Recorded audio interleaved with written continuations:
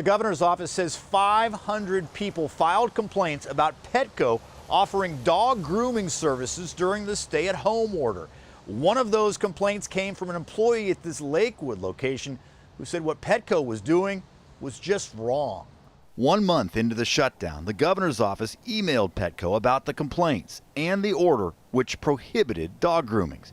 But the services continue, say investigators at the Attorney General's office, who filed a cease and desist letter last week with this blunt warning, quote, Petco is endangering the lives of its customers and its communities in which it operates.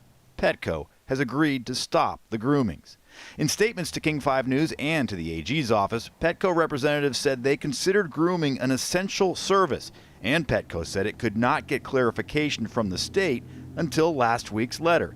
Quote, as soon as we received clarity and direction from the state, we immediately suspended grooming services in all remaining Petco grooming locations, adding that we are proud of our responsiveness to date. The state maintains its order was clear, and Petco was aware of it in March. The owner of the Paw Spa here in Lakewood shut down operations in mid-March just to be safe, even before it was mandatory statewide. She tells us that it's just not fair if her competitors haven't been playing by the same rules. In Lakewood, Drew Mickelson, King 5 News.